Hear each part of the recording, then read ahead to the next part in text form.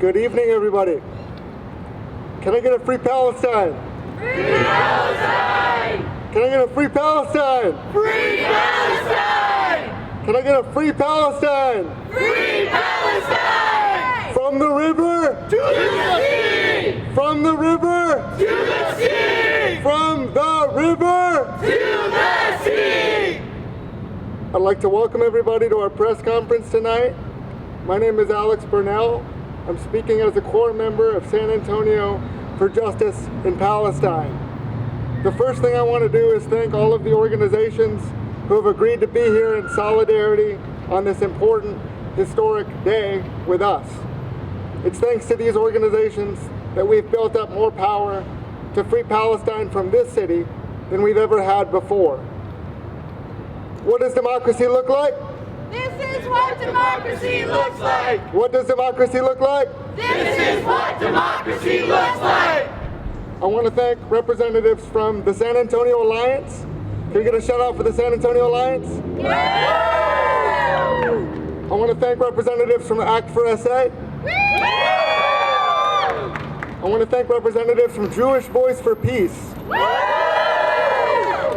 Representatives from the San Antonio chapter of the Democratic Socialists of America. Representatives from Move Texas United. Representatives from the Immigrant Legal Resource Center. Representatives from Culturingua.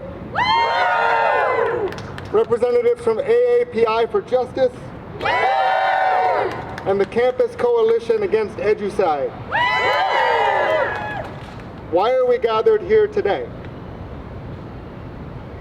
1 year ago was a jailbreak. It was a fight for freedom.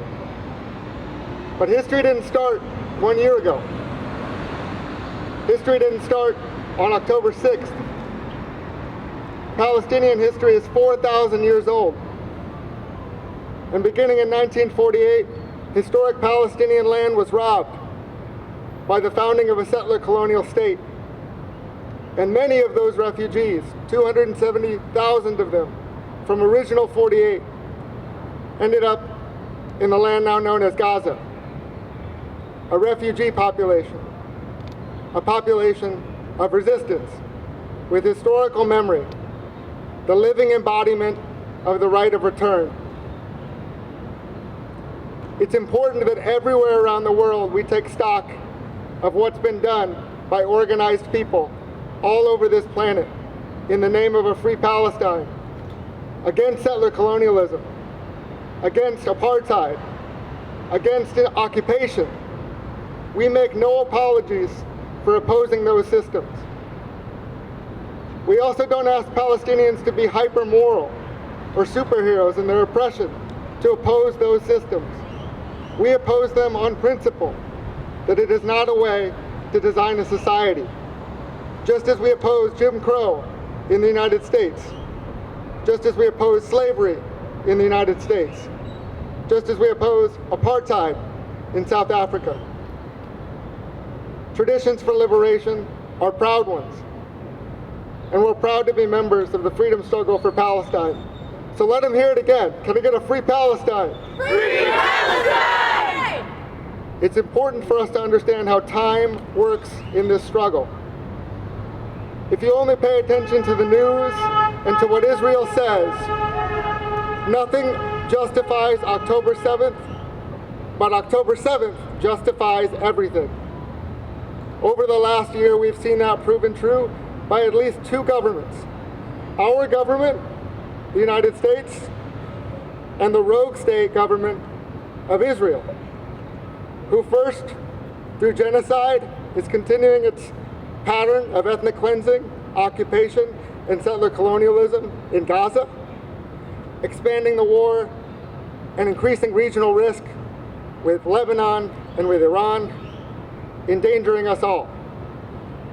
Those of us knew that this would be one of the potential risks, who stood here in San Antonio on October 8th of 2023. On October 9th of 2023, we said there's great risk. We know because of the ground incursions in 2008 and since that Israel was going to retaliate with immense aggression. None of us could imagine that it would have been genocidal, but we knew collective punishment was going to be the way that Israel responded. It's incredibly important that we understand how time works in this situation. The way that Israel would have you characterize this situation is that it was peace interrupted by terrorism. The register intended to resonate with American rhetoric post 9/11, right? That the Palestinians have no context, no history, no grievance. We don't know that to be true. We don't know that to be true at all. Because I know Palestinians with families who date back all the way to the Nakba, the founding of the State of Israel. And the Nakba is now behind us. The Nakba is ongoing. The Nakba isn't the past, it's a process. And until Israel is stopped by organized people and the withdrawing of consent from the greater international community, the Nakba continues. And we say no. Say no with me. No! No! Over the same year, we've seen immense acts of bravery. Whether it be the journalist in Gaza, Arguello, who witnessed the murder of his own family members while trying to report on the genocide of his people. He got up the next day and continued to report. Whether it's the self-immolation of someone like Aaron Bushnell, a comrade from this city who fed the homeless, so desperate for a free Palestine, so desperate for some level of efficacy that he self-immolated. Seen dock workers stop weapon shipments, the trade union movement embracing 6 of the largest national unions in the country calling for a ceasefire. The Texas AFL-CIO, the first in the country, calling for a ceasefire. The Texas Democratic Party, the first Democratic Party in the country, calling for a ceasefire. We've seen too little bravery still of those around the administration, advisors who know better, advisors who are watching others resign in protest of what they know is unconscionable, what they know is a genocide. 12 days in, the United Nations was already warning that the violence that was being committed was genocidal in nature. Those of us who knew were out here saying so. And we tried to make San Antonio one of those places, like the 175 cities around this country that over some course of the last year called for a ceasefire. But our leaders, the ones in this building, right behind us, failed to meet that call. They failed to embrace Palestinian humanity. And only now are more folks beginning to turn, right? And that itself is a representation of racism. That Palestinian death is required to honor Palestinian life. We say no. No! The Palestinians have the right to justice and freedom in the lands that they were born, from the river to the sea, that settler colonialism should be opposed, that nothing we do is enough, but everything we do is indispensable. And with that, we want to point towards some of the power that we've built up over the last year with some of the community organizations gathered behind us who have embraced Palestine in their analysis, right? Who do good work to improve the conditions in this city, whether you be a victim of police violence, whether you attend a public school in this city, whether you do Arab and Muslim advocacy, whether you're a student on campus fighting for divestment, fighting for speech on campus. There are so many organizations arrayed behind us who demonstrate new power for Palestine. And so with that, I'm going to hand it over to our first speaker, Luke Amphlett from the San Antonio Lions. Thank you.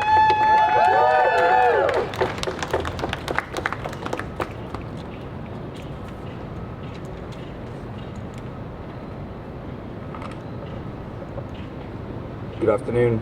My name is Amphlett. I'm a member of the San Antonio Alliance of Teachers and Support Personnel, the union representing school workers across San Antonio ISD. I'm here today to reiterate our union's commitment to a ceasefire and lasting peace in Palestine, the end of the occupation, and the liberation and self-determination of Palestinians. On October 11th, 2023, our union became one of the first in the country to call for a ceasefire. Since then, we've seen an unprecedented wave of internationalism and solidarity sweep through the US labor movement. In San Antonio, our Central Labor Council, representing over 30,000 union families, passed a ceasefire resolution in November. In the months since, the Texas AFL-CIO and the National AFL-CIO, the home of the American labor family, have followed our lead. More recently, workers here in San Antonio and across the country have called for an end to military aid to Israel until its government agrees to an immediate and permanent ceasefire. In San Antonio, school workers have led this struggle, with educators in SAISD, Northside, and Harlandale leading the way. Today, San Antonio workers remain committed to continuing the local struggle for peace. This wave of international solidarity is as profound as it may be transformative. Never before in the history of this country have so many labor unions taken a position of international solidarity so quickly during a conflict. Never before have union workers across the US, reflecting the will of a majority of Americans, a majority of Democratic voters, and a supermajority of the global population, taken action so quickly to end US support for an ongoing atrocity. Rarely have American workers moved in such numbers to oppose the foreign policy of a sitting president.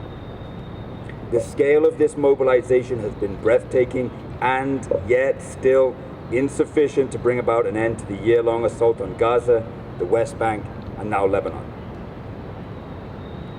Amidst the horror, we find hope in the emergent possibility that American labor is at an inflection point, and that its future will be defined by internationalism, hope, and a commitment to liberation and universal human rights. As educators, we know that the billions of dollars in US military aid to Israel could be better spent fully funding our classrooms and meeting the needs of our school communities. As workers, we understand that war is a crime against working people, children, and families.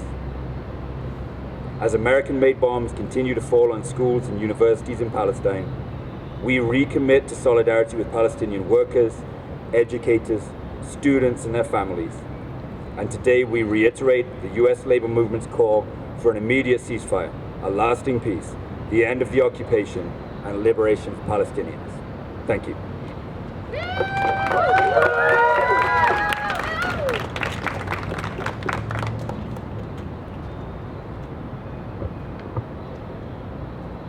Thank you so much to the unions across the country and here in San Antonio who have joined the call that working people worldwide can use their influence and use their power at the point of production to say that the Israeli war machine must stop and that Palestine must be free.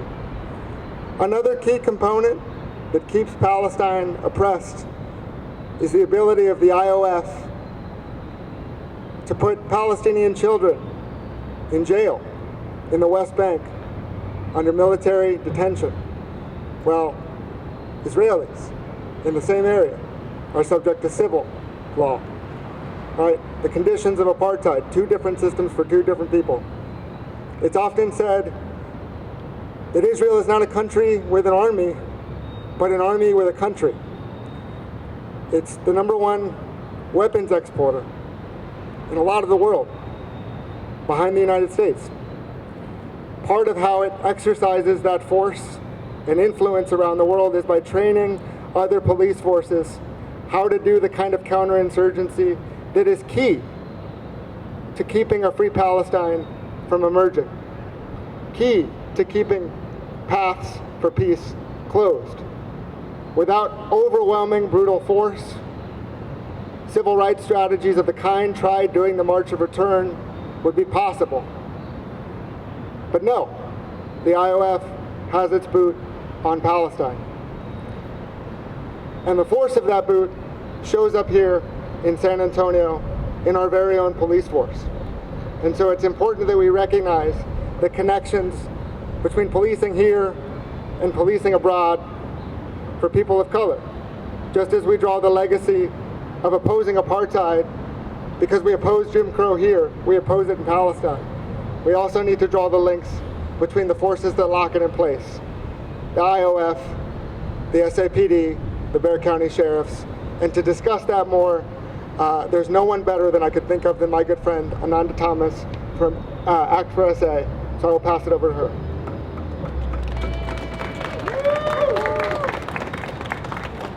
Thank you so much, Alex. I just want to take a quick moment to shout out the Autonomous Brown Berets and our local advocates that serve every day to keep us safe without a reliance on police. So just please give them a hand, y'all. These folks support so many movements and keep us safe and prove that we keep ourselves safe, not police. My name is Ananda Tomas, and I'm the Executive Director of Act for SA and Act for SA Action Fund. We work through grassroots actions, education, and even electoral work to achieve accountable, compassionate, and transparent public safety that does not rely on police and prisons. I encourage folks to learn more about this and reach out to anybody in an Act for SA shirt if you're interested in getting involved. I have to shout this out because I have my organizer here, and she's hosting a volunteer orientation Wednesday, so throwing that out there. So Act for SA was one of the first local nonprofits to throw out a statement, right, condemning the escalation of the ongoing genocide in Palestine. We took this position because the fight for Black liberation has always been intertwined with the fight for Palestinian liberation. Absolutely. The same oppressive forces that caused the Tulsa massacre, the MOVE bombing in Philadelphia, and the violent attacks that we saw on student protests and encampments this year are the same oppressive forces that are funding and supporting the genocide and indiscriminate bombing of people in Palestine, Yemen, and Lebanon. And they're the same supporters of the cop cities we see being built across our nation. Finally, the violent and even deadly tactics used to kill George Floyd, Tyree Nichols, Marquise Jones, and so many Black Americans are the same learned from the Israeli occupation forces in our international security exchange programs. Since 9/11, U.S. police officers have been training with the Israeli apartheid security forces known to have violated international law and human and civil rights. Israel subjects Palestinians to a different legal system than what is given to Israeli Jews because of racial and religious differences. And while as Israeli Jews of color have citizenship privileges over Palestinians, they're also subject to systemic racism, police violence, and civil rights violations because the Israeli system has been based in racism, right? Similar to here in America. We must remember that our own policing system in America is based in racism too. Our police are born out of slave patrols and security forces to keep Native Americans off the stolen land, or immigrant workers in line in the West. Our own Bexar County sheriffs have trained over in Israel, the same way that the Minneapolis Police Department, who killed George Floyd, trained with Israeli occupation forces, where it said they learned the knee to neck tactic that killed him. We must all call on our elected leaders and decision makers demanding to end training and collaboration with Israeli occupation forces or any security force that has known human rights violations. Now, many of you may have heard of the national Stop Cop City movement. Cop cities are not just training centers. They are bases where police learn military-like maneuvers to use violent tactics against the American people. Many, like in Atlanta, include mock cities to practice urban warfare and test explosives. Let me repeat that. Our police are training for urban warfare in our neighborhoods. Within the last 5 years, there's been a rollout of over 80 cop-like city facilities across the country. and they're replicated after Israel's own cop city, which is known as Little Gaza, where they battle test violence against Palestinians. That's right, we learned this from Israel. They're building a cop city in Dallas, and we should fight like hell if they ever attempt to build a cop city in San Antonio with our own tax dollars. To the people of San Antonio, including our elected leaders, if you were in the streets marching in 2020, protesting the unjust murder of George Floyd, shouting Black Lives Matter, you must support Palestinian liberation. The movement for Black Lives has always supported the end of the occupation in Palestine, the same way that Palestinians have always supported the movement for Black Lives.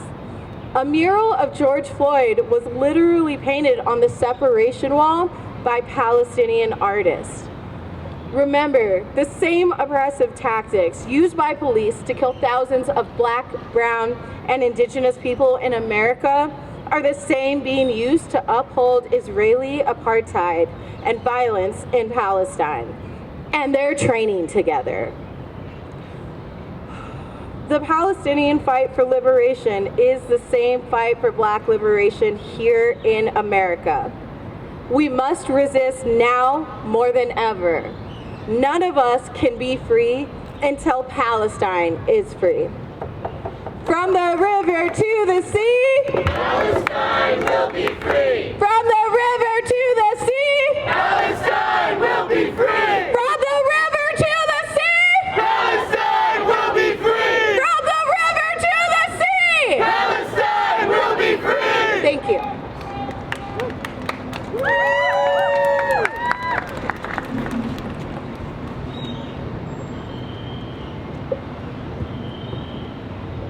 Thank you to Ananda for making some crucial linkages for us.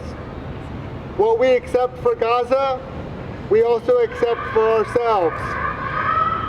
The notion of the imperial boomerang, that the violence we enact abroad ultimately comes home to be enacted on us.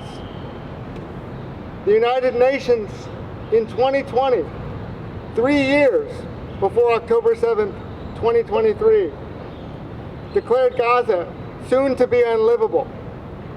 And so when one starts the clock on October 7th, 2023, they are missing so much of the context of why Gaza was in such a condition as to be declared unlivable. And it's definitely the forces of the IOF repeatedly bombing Gaza, decimating its infrastructure, right? Leaving it so that so many of the water sources are full of tuberculosis, undrinkable, right? Open to the climate crisis. This is the imperial boomerang. The damage we do abroad with our military comes home to us. And so I thank Ananda for drawing those connections. Also critical to understand is that despite many people's insistence that this is thousands of years old, that this is two religions pitted against one another, two people pitted against one another, it is critical that we reject those framings. Palestine is a multi-religious, multi-ethnic space, and has been so for thousands of years. And it is only when, combined with nationalism, ethno-nationalism, that things become convoluted around trying to realize a state with democratic rights for one people, subjugation and apartheid for the other. And there are some that will say opposition to the state of Israel is anti-Semitic. Israel is a state actor. Think about the logic being put to Palestinians when this is said. It's either accept the logic of your oppressor or you're a racist. This is an unacceptable equation. And I could think of nobody better to remind us of the multi-faith, multi-ethnic solidarity that typifies the fight for Palestinian liberation than my friend Judith Norman, a representative from Jewish Voice for Peace.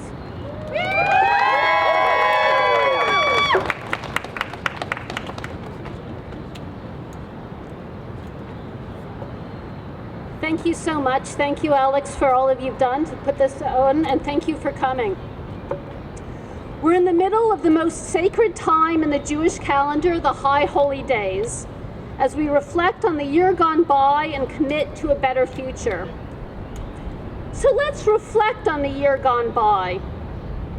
As a member of San Antonio's Jewish community and the head of our Jewish Voice for Peace, I'm beyond horrified to be seeing the worst moments of my own people's history repeating themselves in Palestine, as Palestinians are experiencing the brutal violence of genocide before our eyes, with our nation's money, our government's permission, and our city's blessing and complicity.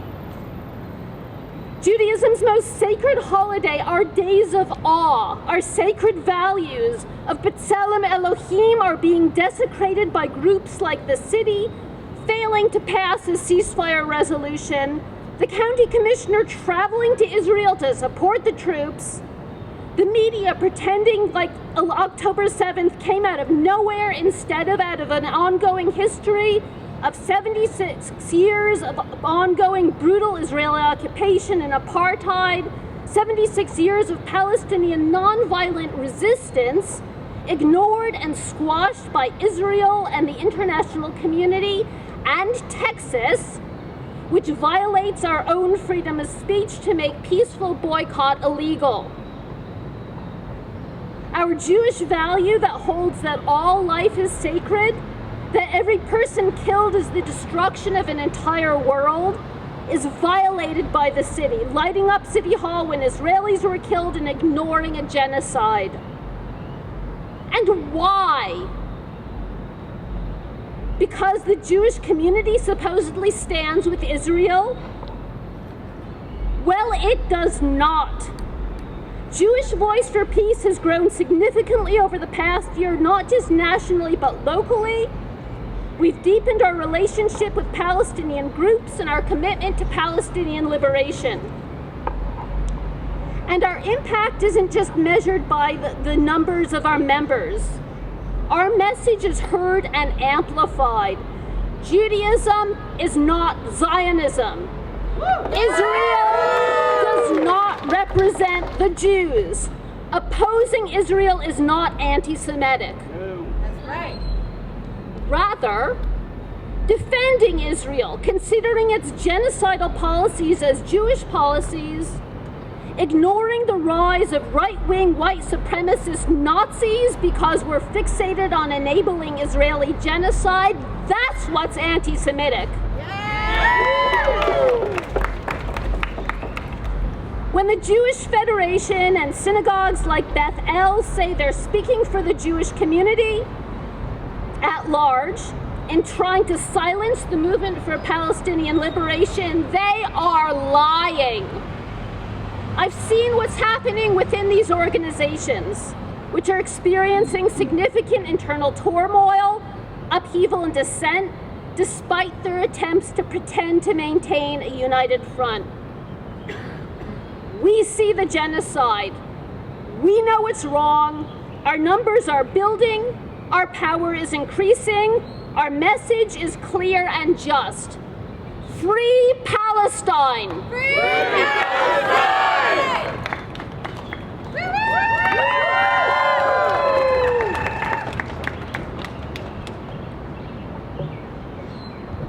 I thank Judith for reminding us of something so important, which is that the insistence that Palestinians have no time, no place, no context, does the work of racism, right?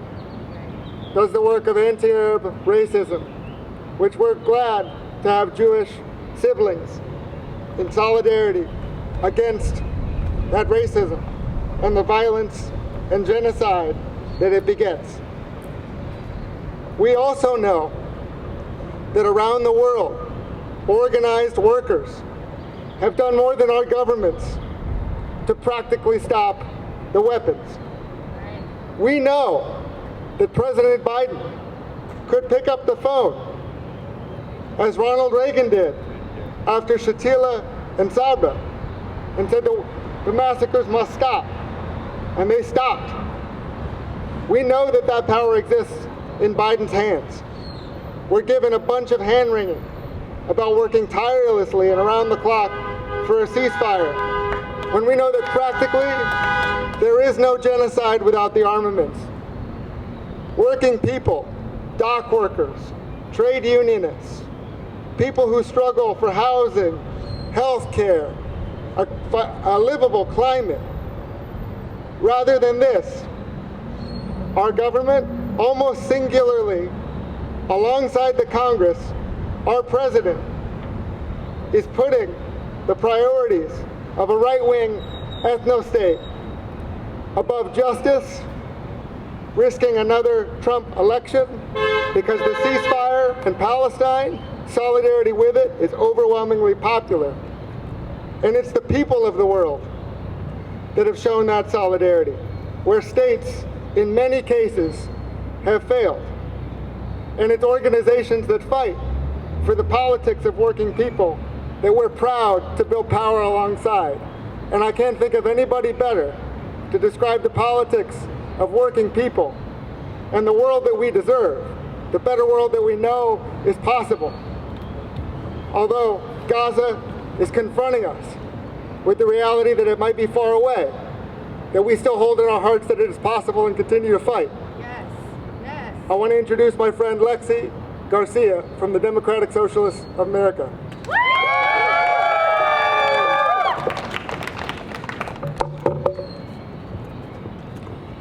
Hello everyone, I'm Lexy Garcia and I'm proud to represent the San Antonio Democratic Socialists of America. We believe that exploitation, dispossession, and environmental destruction are inextricable from capitalism, and we fight arm in arm against it in solidarity across borders. What we've seen be done to Gazans is unconscionable, and previously to many people, unimaginable. I've struggled to choose words to capture the depth of the trauma of what is scarring our collective humanity. Where wealth and consolidated power lie to us and silence Palestinians, our rejection of apathy and the growing interconnectedness of our shared struggles is our strength. On the day that Israel expanded its genocidal campaign into Lebanon, weapon stocks soared to record high numbers, all to the benefit of companies like Lockheed Martin and Boeing. In a city with staggering wealth inequality, basic needs struggling to be met, affordable housing being demolished for a baseball stadium, the only thing that our city can consistently provide is a home for war profiteers, to the detriment of people here and to the detriment of people in Palestine. Here, we face triple-digit summers, a failing electricity grid, and extreme weather events that are being exacerbated by carbon emissions. Just last week, FEMA announced a $9 billion shortfall of funds to aid people suffering the devastation of Hurricane Helene, and on the very same day, our government sent nearly that exact amount to Israel to continue its murder campaign. There is nothing that can ever justify this. Palestinians are already dealing with the impacts of climate change under some of the toughest circumstances imaginable. While committing genocide in Gaza, the Israeli military has released more carbon emissions than 20 of the world's most climate-vulnerable nations combined. As the indigenous stewards of their land, we know that climate justice for Palestinians is climate justice for us all.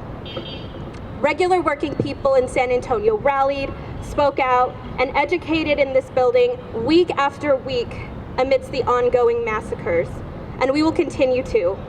Every day that passes that there is not a ceasefire and not an arms embargo to Israel, we lose thousands of lives, corporations in this city profit, and the climate crisis rages to destroy us all. As socialists, we know what we see in front of us. The policy our leadership is choosing is genocide, and the lies our government tells about stopping it will only be defeated by a powerful and organized working class in the millions. It's with my full heart that I know the interconnectedness of our struggles is the hope of the world.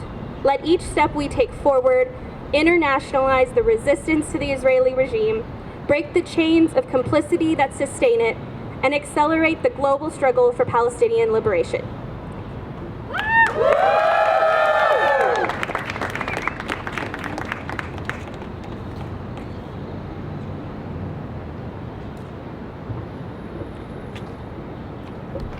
Lexy brings up an incredibly relevant point to understand our political options. Do we ally ourselves with nations who are attempting to realize demographic majorities by stealing the land of others in the name of the nation? Or do we unite across borders as working people all over the world with differences in language, with differences in culture, with differences in identity, with differences in history? That's what we do.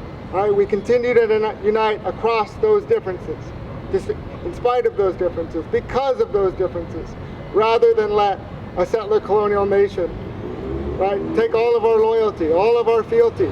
That's the loyalty of our leaders, the loyalty of our elites. They're designs that we have nothing to do with, but are paid for by the work that we do. Right? And so working class politics is a key part of building the kind of movement we need to stop the status quo. The status quo where the governments of the world send bombs where they please. The weapons manufacturers of the world make a profit when they do. And the people of the world suffer as they must. That's the world we reject in the name that a better world is possible. And that dream is so often the dream of our young people. It's young people who have been immensely brave on campuses all across this country, including places like UT.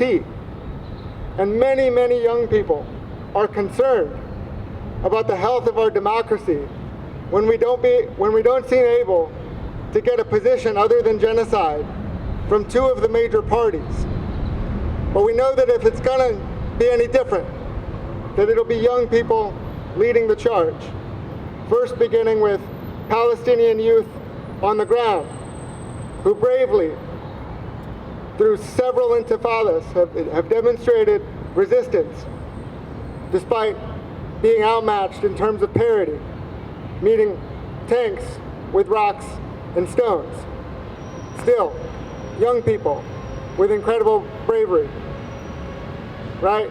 And here in Texas, young people have been the key to pushing back against so much, which has made holding our government accountable all the more possible.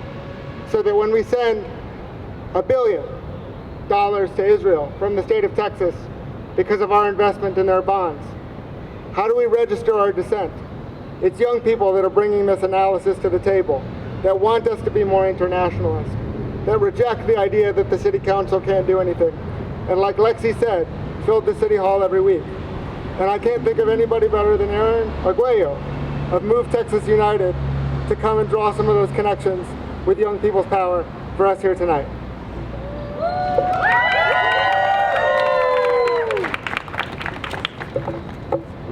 Good evening. My name is Arguello, and I am a member and a union steward at Move Texas United, OPEIU Local 277.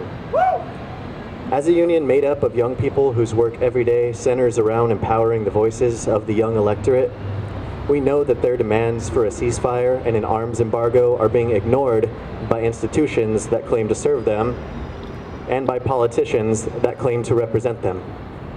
In 2015, people between the ages of 18 and 35 overtook baby boomers as the largest demographic in the nation. They're overwhelmingly progressive in their values and the world they envision, and they align less and less with political parties. While they are not a monolith, they do possess enormous potential, as young people have always been at the forefront of social justice movements, from the Student Nonviolent Coordinating Committee to campus protests against the Vietnam War, all the way up to the current campus protests that we've been seeing against the massacre in Gaza. Politicians know that if young people actualized the full extent of their collective power, there could be a significant shift in the power structures that cause harm and destruction, both here and abroad. For many young people, the fight for a free Palestine has been their introduction to political action and collective organizing. But as we saw during the campus protests, when young people showed up en masse to fight for something larger than themselves, they were met with state-sanctioned violence. As Election Day approaches, and young people are being bombarded with messages encouraging them to turn out to vote by those who claim to represent them, their voices are simultaneously being silenced by those same people who feel entitled to their support. At this important crossroads in our collective history, it is imperative to name that no candidate is the end-all, be-all answer to major systemic problems. The people are. The young people who make up half of the population of Gaza are being dehumanized and systemically murdered, and their struggles are directly intertwined with ours. At a time when the name of democracy is co-opted to justify imperialism and resource extraction, it is more urgent than ever to build and strengthen a people's movement, demanding a true democracy that gives a voice to the most vulnerable and protects the rights of all, rather than one that is used as a weapon against others. So we stand here today representing one large block of an intergenerational fight for Palestinian liberation.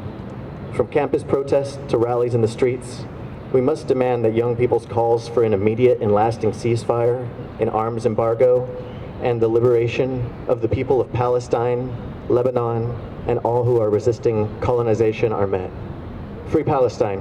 Free Palestine!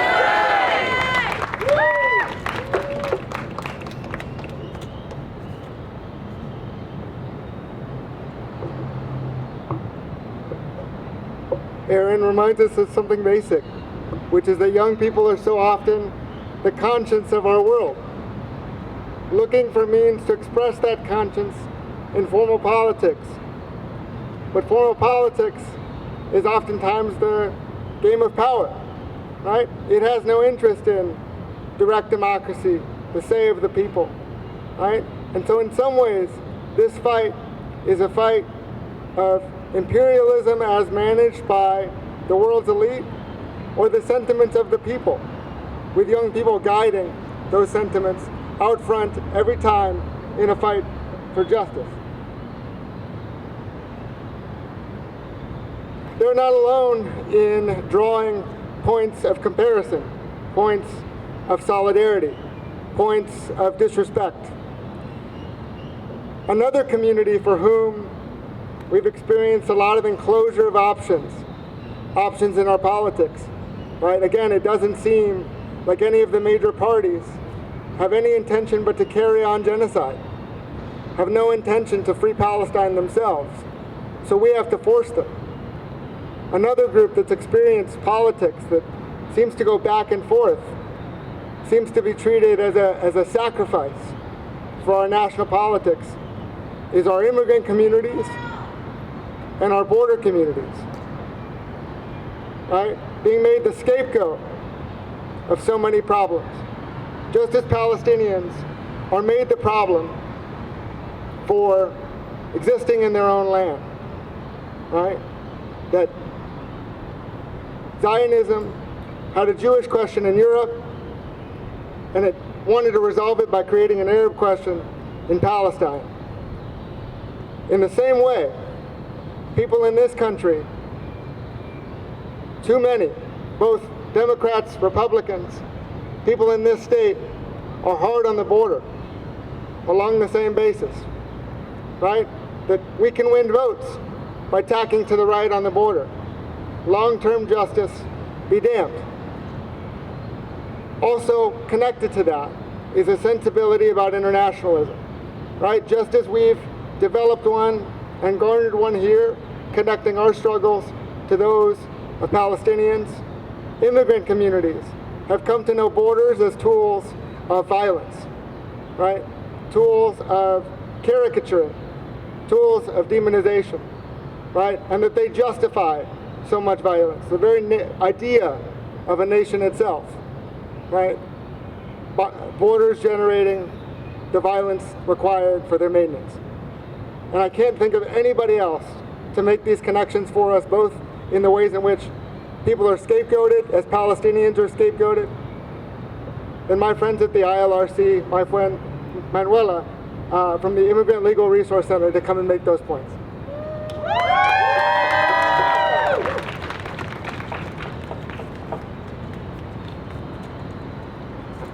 Thank you so much, everybody, and good evening. The Immigrant Legal Resource Center comes to the space very humbly as one of the last organizations to tackle this topic and release a ceasefire statement. We're very grateful to be here and grateful to be included in this space. At the Immigrant Legal Resource Center, our staff has overcome months of internal growing pains that have led to mindful and very vulnerable discussions regarding Palestine. The reality is that our issues are deeply interconnected, as has been discussed here today, and we can never overstate the value and importance of cross-movement intersectionality. Immigrant justice and our continued efforts along the Texas borderlands have a direct tie-in to the struggles faced by Palestinians. After all, the exact same surveillance and military technology that is tested against Palestinians is brought back to the U.S., where violence can continue being enacted against our most vulnerable communities at home along our borders. Palestinians know and understand the harms of border walls and the pain of displacement. We stand in solidarity with refugees and asylum seekers globally and recognize the need for dignity and respect that all human beings deserve. Lastly, we acknowledge the way Palestinian freedom has been politicized within the U.S. to attack undocumented students who have bravely chosen to practice their freedom of speech in support of this cause. Primarily, the ways in which Governor Abbott unleashed DPS officials against UT Austin students during protests to quell their right to assemble and protest.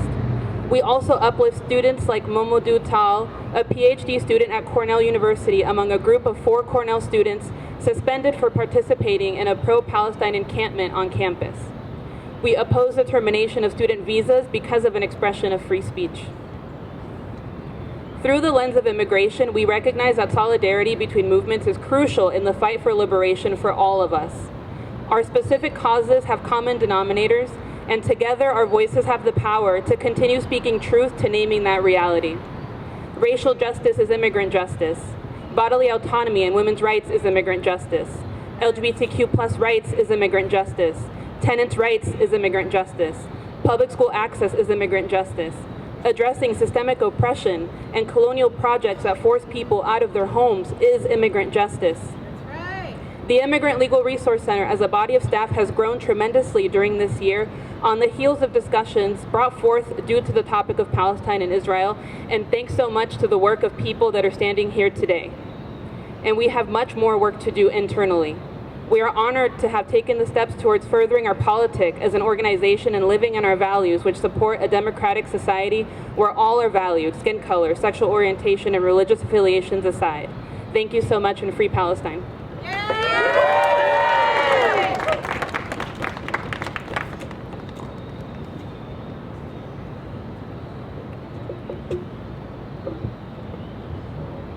Manuela brings up something very important, which is that Palestine as a subject has been one of consciousness raising, right? That earlier when I said what we accept for Gaza, we accept for ourselves.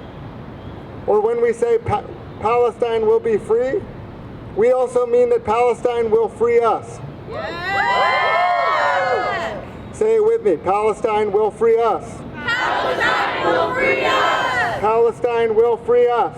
Palestine will free us! And because our government is responsible for the ongoing genocide, we will never forget that responsibility, and we will do our part to free Palestine. Free Palestine! Free Palestine! Part of that global solidarity, part of that consciousness, is about understanding other national liberation movements, other moments of colonialism. Because remember, we started this by discussing that so much of the work of racism is to treat the Palestinians as a people with no history, a people with no context, to truncate it, to make it timeless, so that the clock starts on October 7th, and it's a story of peace disrupted by terrorism, and not 76 years of settler colonialism. The timeline in front of me tells that story. Tells that story of the history before October 7th of 2023. And if we're to understand what happens in the world, we need to understand that history. And we need to be on the side of justice. And this history again, is peppered with other examples of national liberation movements, from Angola to the Philippines to the people that opposed apartheid in South Africa. And I can think of no one better to draw these connections for us than my friend Myra with AAPI for Justice.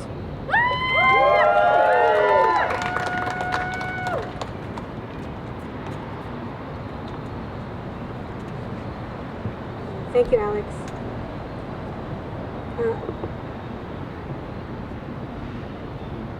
As we, on today, on this one-year anniversary of the most recent genocidal attack on Palestine, with thousands of deaths, including the death of children that could have been avoided, AAPIs for Justice reflects on what it means to be Asian on this one-year anniversary. To be Asian on this day means showing solidarity for Palestine, as we remember the impact of imperialism and colonization on our own motherlands, our bodies, and our minds. It means showing up for Palestinians because our own ancestors survived, resisted, and died on our motherlands through periods of occupation and genocidal attacks in Philippines, Myanmar, Vietnam, Korea, and other parts of the global south. We should take it personally that our U.S. tax dollars are funding bombs dropped by Israel that are killing Palestinians daily. To be Asian on this day means despite our common enemy in the global south, we maintain the common values of collectivism, family, caring for our elderly, and raising our children as a village. And remembering that our global village includes Palestinians. Being Asian on the one-year anniversary of October 1 means that knowing as peoples whose own motherlands today must continually resist increasing militarism, a ceasefire and the liberation of Palestine is a litmus test of all of our freedoms from imperialism. In the same way we show up to stop hate against Asians, that includes Palestinians, we have to remember our liberation as Asians from discrimination and the impacts of colonization is intricately tied to the liberation of Palestine. In solidarity with the struggles and resistance to imperialism in our motherlands across Asia and the global south, from the river to the sea, Palestine will be free.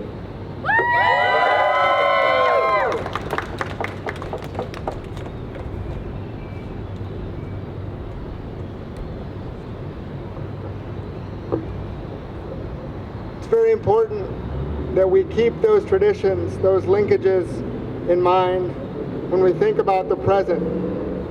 That organized people, national liberation movements, have connected one another's struggle against common enemies, the enemies of nationalism, the enemies of settler colonialism, the enemies of apartheid, of occupation. And this is because we believe in people being free. There's a strong tradition in the Arab world, of the people of the Arab world, showing solidarity with Palestine. In many ways, the cause of people's movements in the Arab world. We may remember a little over a decade ago when the people of the Arab Spring rose up against regimes in Tunisia, in Egypt. Western media called these an American Revolution moment, right? That democracy had finally come to the Middle East. An ahistorical understanding of the past of the Arab world, who in many ways had pioneered much of civilization, giving us math, right? With their own pan-Arab solidarity, socialism, and modernism embodied by belief systems like Nasserism and more. And that Arab Spring, the tactic of people going to the squares, that tactic was learned and trained so often by people packing the squares for Palestine. That's where we saw Egyptians pack Tahrir Square before the Arab Spring. We saw them pack the square for Palestine. Regrettably, there's been a lot of what's called normalization with Israel by Arab states. Egypt, Saudi Arabia, Jordan, governments, not people. An important part of this story is how we understand the ties of Arab identity and Arab solidarity. And I can think of no one better than my good friends at Culturingua to tease out some of those points. My friend Analyssa.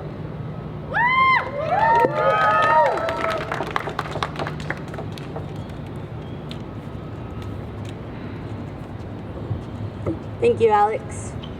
Good evening. My name is Analyssa Maria Garcia, and I am the Policy and Advocacy Specialist at Culturingua. Today marks 1 year since the start of the genocide in Gaza, a tragic year that has now rippled far beyond the region. Over the course of the past year, we have witnessed not only the devastation and loss of countless innocent lives, but also the rise of an ugly, all too familiar tide of hatred and repression. Anti-Arab hate in America and around the world has surged, and students and faculty who dare to speak out have faced silencing, intimidation, and even threats on college campuses across this nation. Families are being torn apart, and children's lives are being erased, not just by bombs, but by the deafening silence of indifference.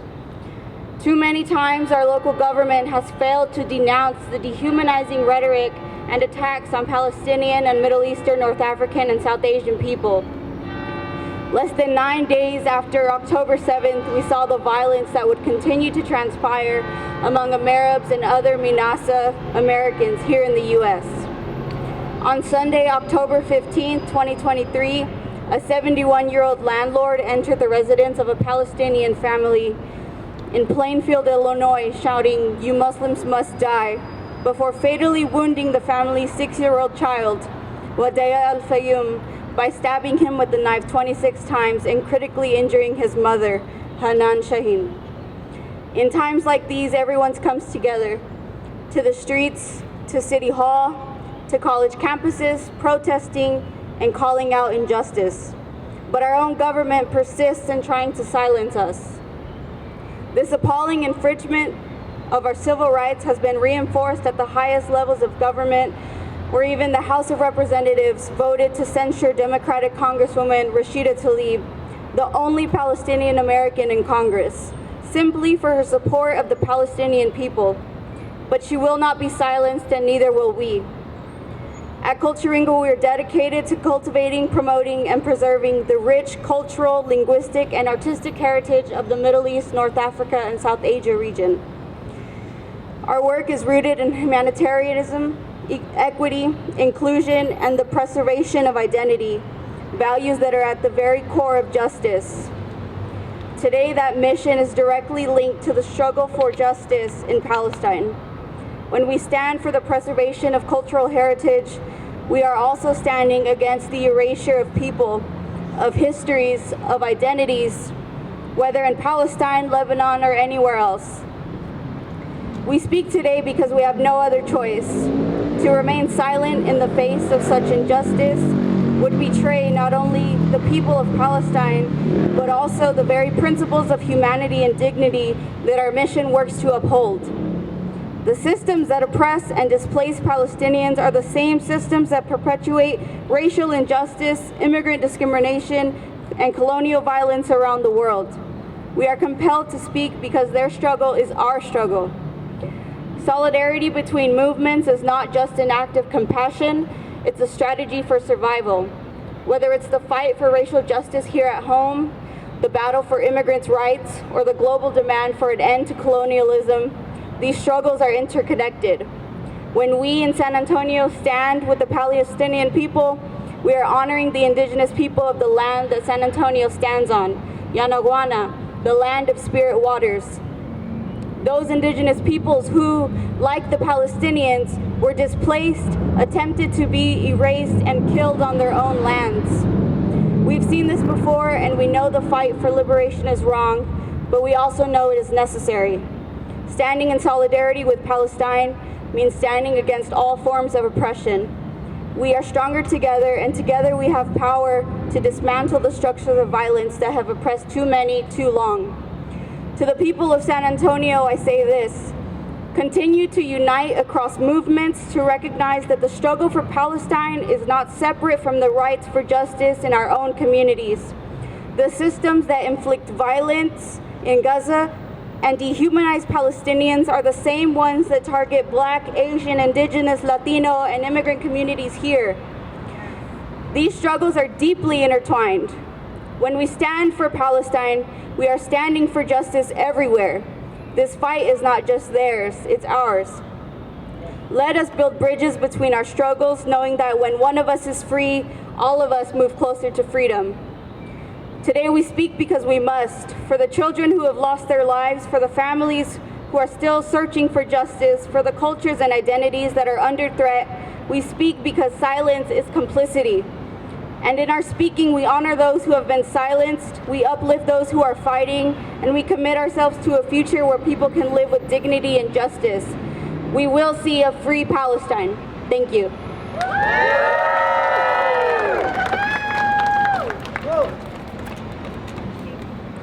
Free Palestine! Free Palestine! Free Palestine! Free Palestine! Thank you so much, Analyssa, for drawing those key connections. One thing we want to say clearly is that a lot of the words we use are too abstract. When we say war, do we really know what war means? When we say genocide, do we really know what genocide means? All of us, when we've opened our social media over the last year, have seen concretely, viscerally, graphically, what those words mean.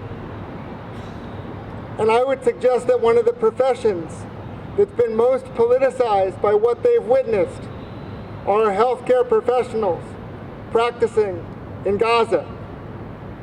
We need to see this genocide through the eyes of the people who are seeing its body horror, who are doing surgery on children with no anesthesia, who are triaging in conditions that are unfathomable, with no hospital infrastructure, no ambulances to be heard of. And it's why doctors who are practicing aid there are coming home and joining the movement. And it's why Israel has so aggressively pursued and assassinated many of the doctors within Gaza, because they know medicine, if properly practiced, has a conscience. And that argument has been made here as well, with the formation of a new organization, Healthcare Workers for Palestine. And I'll let them tell you more about the connections between medicine and ethics, and medicine and liberation.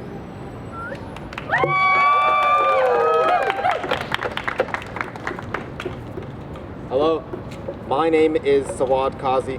I'm a second-year medical student at Long School of Medicine here in San Antonio, part of UT Health San Antonio, and I'm here representing Healthcare Workers for Palestine San Antonio. We are a chapter of the national organization Healthcare Workers for Palestine, a national network of healthcare workers that stand against the genocide of the Palestinian people and against the silencing, censoring, doxing, harassment, and killing of healthcare workers who stand up for what is right. I don't, unfortunately, necessarily represent my medical school or my institution, but I do represent what should be the view of all healthcare workers and students of medicine.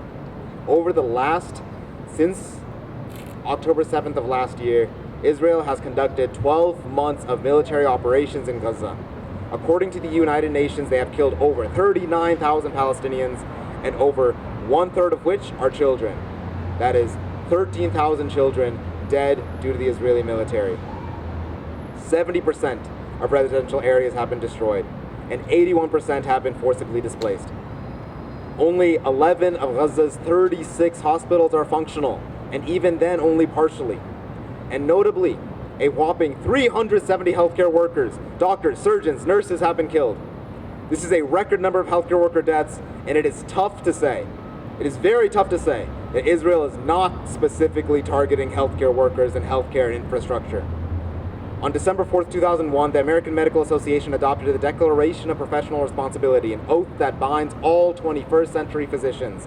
It states that humanity is our patient, and we should condemn all crimes against humanity. So as physicians and students of medicine, we condemn the actions of the Israeli military in Gaza, in Rafah, in Beirut, and everywhere else in that region where they have murdered innocent men, women, and children.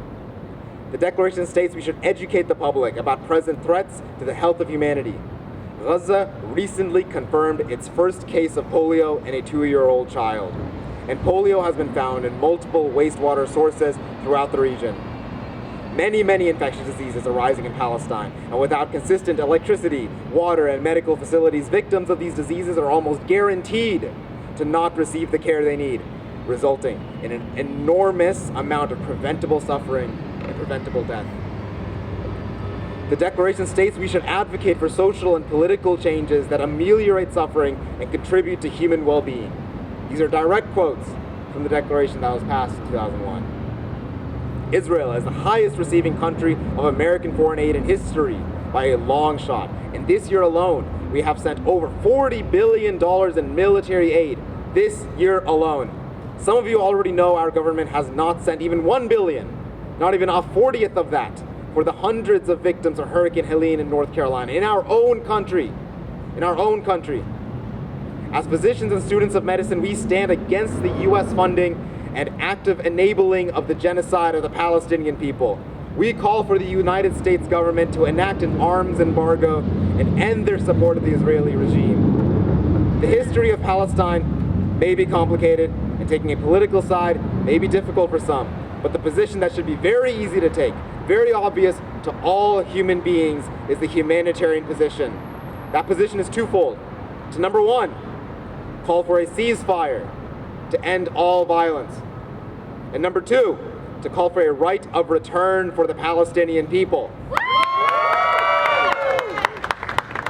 There can be no justice until the homes that have been taken, stolen from Palestinians, have been returned to them. That's right. Again, freedom and justice for Palestinians is not a political position.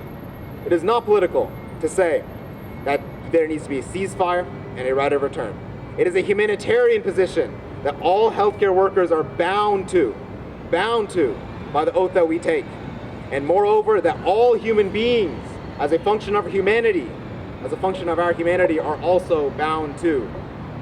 As physicians and students of medicine and as human beings, we call for a ceasefire and we call for a right of return for the Palestinian people.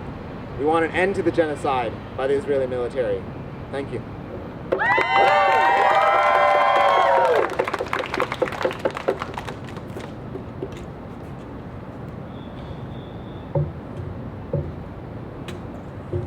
Sawad makes the consequences of genocide clearer, the consequences of indiscriminate violence clear.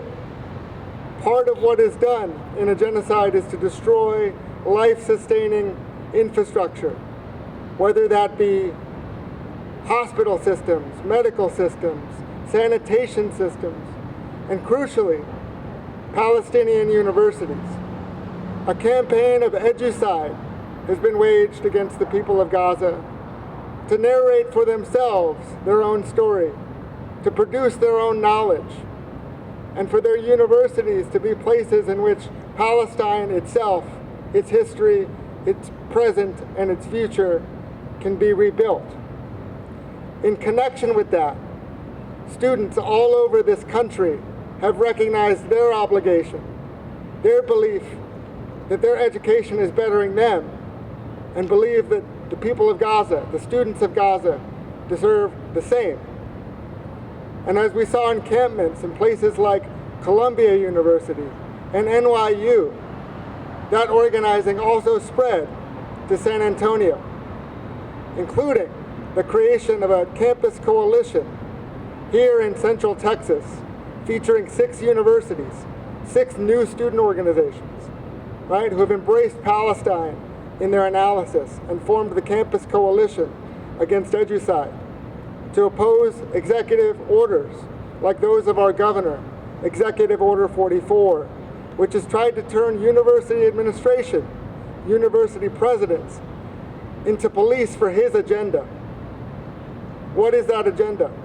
Silence Palestinian speech, increase the risks by raising the penalties, incorporate a definition of anti-Semitism that conflates Zionism and Judaism. To beat back against this, these students organized, asking their university presidents to stand with them rather than the right-wing governor. And rather than stand with students, the enactment date for the policy came and went, and many universities are now updating their policies to make campuses a place of greater repression for Palestine. But are we going to let them? No! But are we going to let them? No! And I can't think of anyone better than my friend Caden to come and describe to y'all the work of the Campus Coalition Against Edgicide and the importance of international student solidarity.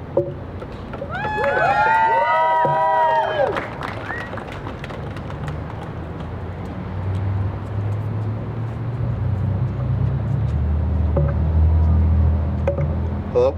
All right. Good afternoon. My name is Caden Boudreau, and I'm with the Young Democratic Socialists of America at the University of Texas at San Antonio, representing the Campus Coalition Against Genocide. Just want to say thank you to everyone who has come out here. All of you are wonderful in your fights, and we must continue. And before I go on, I would like to share a story from a friend of a friend who has been going to school in Gaza, or at least they were. My name is Abdul Rahman Abu Amuna, a Palestinian from Gaza whose dreams of becoming a computer engineer have been derailed by the ravages of war. Before the conflict, I was excelling academically, boasting a high grade of 98.6% in high school and securing a spot in the computer engineering program at the Islamic University of Gaza, where I consistently ranked among the top students. This war has not only robbed me of my physical possessions, it also shattered my educational aspirations, as the university I dreamed of attending now lies in ruins. The worst part of his story is that he is not special. His story is shared by a number of students in Gaza, equal to 3 times UTSA's student body. Every single major university in Gaza has been reduced to rubble. The Ministry of Health in Gaza has lost its ability to count their dead. Imagine your family, your friends, your community, every single person to your left and right being so thoroughly obliterated that no one is quite sure whether or not you're dead. Yourself and your siblings buried under the bricks of your 3rd home this month. And this has been the case for a little over half a year. And recent estimates place the current death toll at 200,000, on top of the 2 million Palestinians already displaced in the past year alone.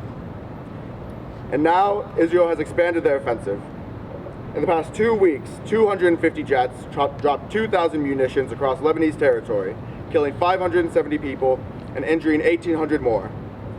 And Governor Greg Abbott would prefer we say nothing. This most recent March, Governor Greg Abbott passed Executive Order 44, restricting free speech on the claim that anti-Zionism is anti-Semitism. He believes that from the river to the sea is an anti-Jewish position, and it is not. It is anti-colonial, it is anti-imperialist, and it is anti-capitalist. It declares that the colonized people of Palestine will be free one day, and that they will reclaim their homes in spite of 100 years of ongoing theft. And it is with these principles in mind that a coalition of student organizations across Central Texas organized to make our voices heard. We drafted and wrote a letter to the governor and our university presidents to oppose this authoritarian restriction on speech, to oppose the silencing of pro-liberation voices. And 2 out of 6 campuses got a response. Thus far, nothing has come of the letter. The administration have gone silent in the face of it, and they have gotten very loud in the face of our protests. So loud, in fact, that they mobilized hundreds of police officers from across the state to repress students organizing a peaceful student learning space at the University of Texas at Austin. They corralled the students, stomped on their supplies, and marched against them. And the UT system put the heel down on their students because they profit from it, because the war is profitable. The UT system, along with the A&M system, pool their endowment funds into a company, the UT A&M Investment Management Company, UTIMCO. And this company has $500 million invested in the ongoing genocide and apartheid in Palestine. Every single student across the state of Texas who attends one of these schools benefits from it. And we must make sure that that is not the case today, tomorrow, or ever again. Our demand, moving on from just a letter, is that all students organize with their friends, with their classmates, with their roommates, to build a mass of students who is able to take a stand against normal university operations and make sure that this ends. Our demand is for UTIMCO to divest from all companies complicit in and enabling the genocide and occupation. And students have won demands like this before, and we can sure as hell win them again. During the 20th century, South Africa was occupied by racist colonial settlers, and a brutal apartheid system was enforced, subjugating and stealing land from the people who already lived there. And in response, students organized. They realized that universities profited off of this racist, horrid, capitalist exploitation, and they decided to do something about it. Coming to a head in the 1980s, students got organized, and they demanded their universities divest the copious amounts of capital invested in apartheid South Africa. As reported by Amanda Joyce Hall from UC Santa Barbara, student efforts got colleges and universities to divest about $10.3 billion. And they did so by organizing sit-ins on their campuses, occupying buildings, establishing encampments, going on mass student strikes, and overall disrupting the normal operations of the university. Their actions were not peaceful. We have tried peaceful for the past year. We tried peaceful last spring with this letter. Conversation and dialogue will not win us this fight. We must organize, we must disrupt our universities, and we must disrupt our cities in order to make sure that this genocide cannot continue.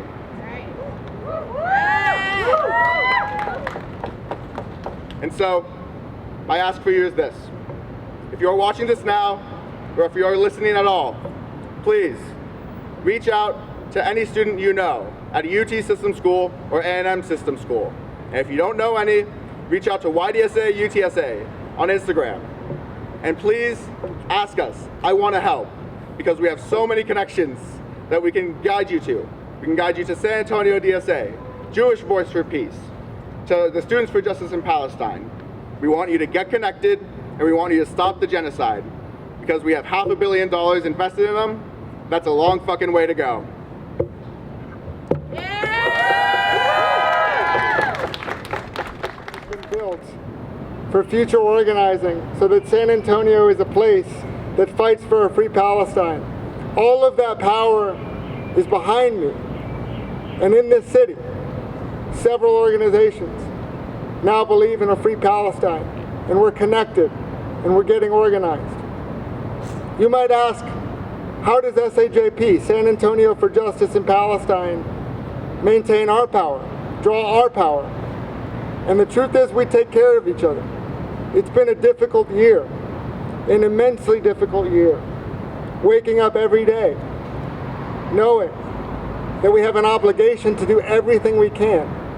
Again, that everything we do is indispensable, but nothing we do is enough. That has been the feeling. How do we take care of each other? We look after each other.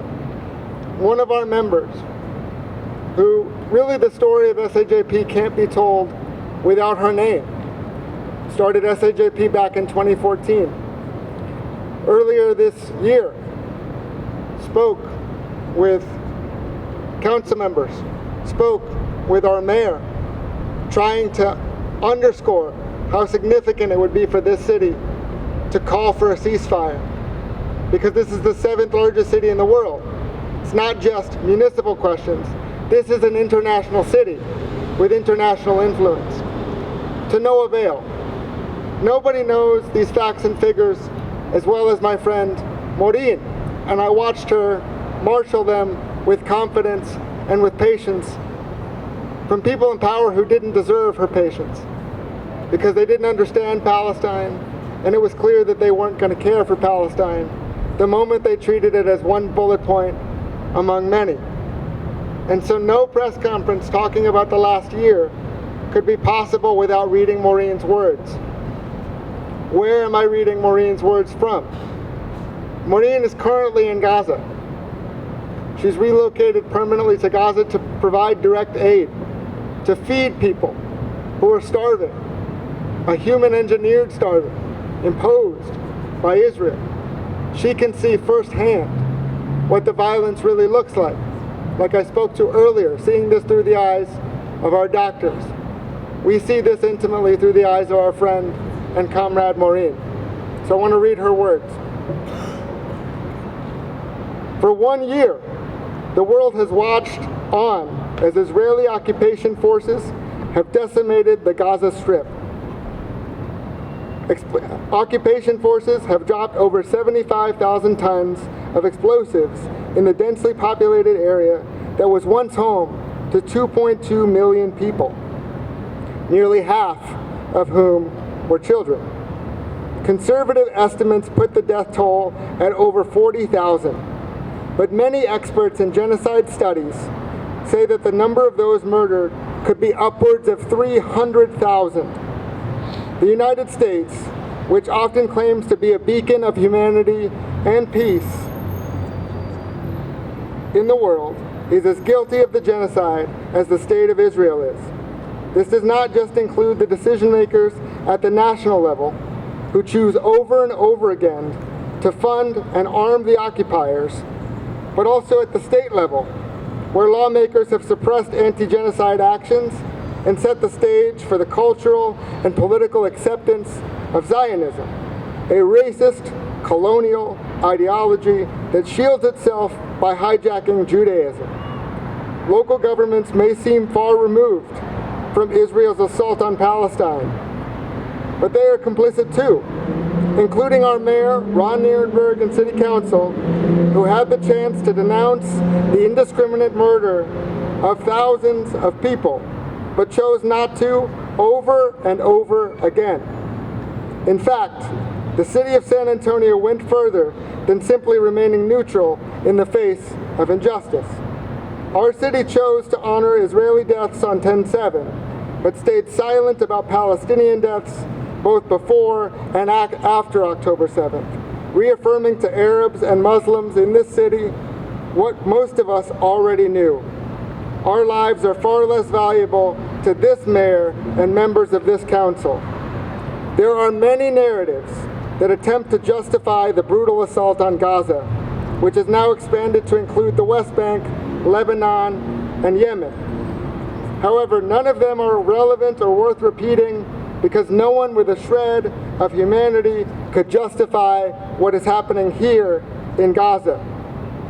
I am currently in Gaza and have seen the extent of destruction paid for by my tax dollars. There is hardly a single building that hasn't suffered some or total damage by Israeli fire. I am currently in Deir al-Balah, an area that was once home to about 60,000 people and is now hosting over 300,000 people who have been forced from their homes. In this entire area, where bombs continue to rain down, there is only one hospital, which is barely functioning.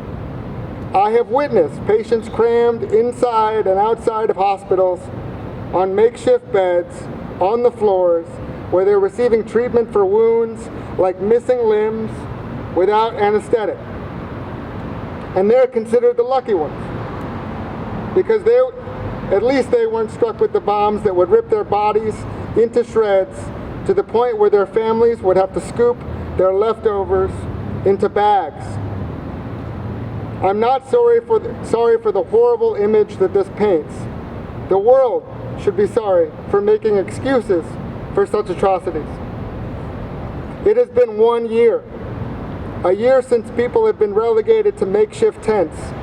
A year that children have been unable to attend schools. A year that entire infrastructure, roads, water systems, sewage systems, border crossings, the healthcare system, telecommunications, all of it has been unavailable to 2 million people. There is nothing I can say that hasn't been said, screamed, and documented thousands of times over. The images coming out of Gaza shouldn't elicit sadness or pity, but a rage that we live in a world that accepts the decimation of a society that is entirely and utterly preventable.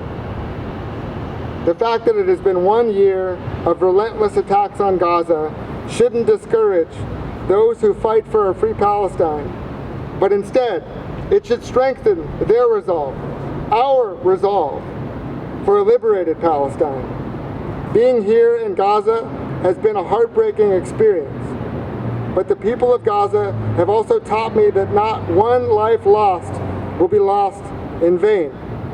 Every single one of the thousands of martyrs lost will be honored in a strengthened commitment to fighting and enduring for a Palestine that is free from the river to the sea. And those are the words of Maureen Kaki, our good friend and comrade.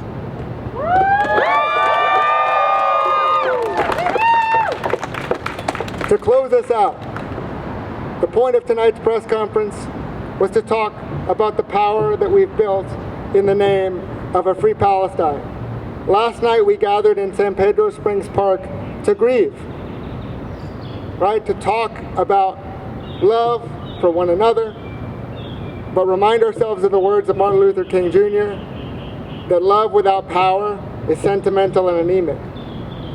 We also don't want power without love, which is reckless and abusive. We need a movement that's both loving and powerful. And I see so many people, so many San Antonians behind me, organizations with the capability of flexing power and showing love at the same time, with the capability of both mourning and organizing at the same time. So in the words of Nora Ericat, we must recognize our despair and name it to prevent its bottomless darkness from transforming our activist spaces into toxic places of harm. We must remember that surrender is not an option and that history is more than even an epoch. We must turn to Palestinians for our greatest guidance and inspiration. They, who over 76 years have been pummeled more than once, who have every time risen like a phoenix to reconstitute themselves and continue forging a future with the fire of the most difficult sacrifice and the surety of collective victory.